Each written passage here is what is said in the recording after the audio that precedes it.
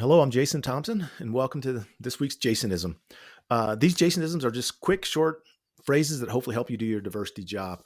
And this week is D&I programs are not without tension, right? And this is important. This happens a lot. Like I'll have, I've been doing diversity a long time, and people call me and they go, "Hey, Jason, you won't believe what happened last week. X, right? I put out an email, and everyone was unhappy because the week before, um, it was something that happened in the LGBTQ community. We didn't say anything, but this week, something happened in the Black community. We did say something, so now people are mad because we didn't do both. And it's like, and so they're like, this feels like failure. And I was like, no, actually, that means it's working. That tension means it's working because diversity, equity, inclusion. The biggest piece of it means I can speak up, and I'm not worried about losing my job. And so when people know that, that means they're speaking up. So it's a good thing. That tension is normal. And if you think about it, in any high performing organization, they have some form of tension, right? That people feel empowered to speak up when something isn't going right or when something's going wrong. And so when you do diversity, equity, and inclusion, and it's all of those, right? The diversity of who's in the room, whether it's visual, physical, gender, etc. The only way you know that's working is there has to be a certain amount of tension where people feel I can speak up. Like when something happens, I feel empowered to speak up. That's how you know you have the inclusion and equity piece working. It's not that it's perfect. It means that there's a certain amount of tension. And sometimes people think tension is like this negative thing. Like, oh, people are only speaking up because it's negative. No. It just means people feel empowered to speak up. Like tension doesn't have to be a negative thing. It could be in a very positive way. Yeah. When good things happen, I feel like I can share my views as well. Something great happened in my community. I feel like I can go to work and I can share that.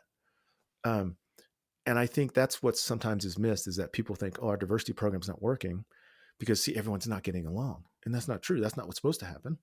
Because in many cases, we're having conversations about things that are difficult and complicated and won't have a perfect resolution in that moment. If you think about many things around political issues, people's closely held views don't change. Um, that I always say this too. I can't make you racist in 45 minutes. Why do you think I can undo it?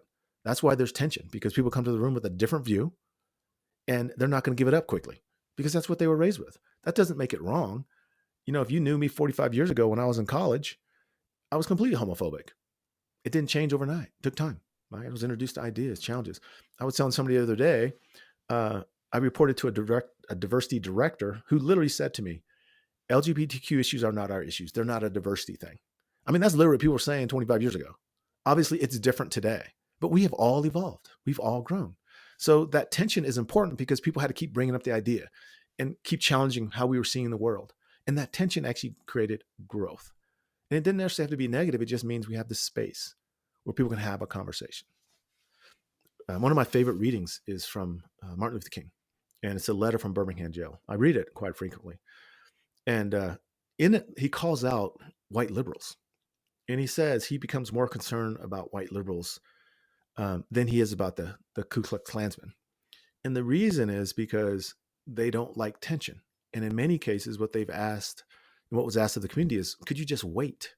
Like they wanted this space where there's no tension so they could be comfortable rather than a space where there is justice.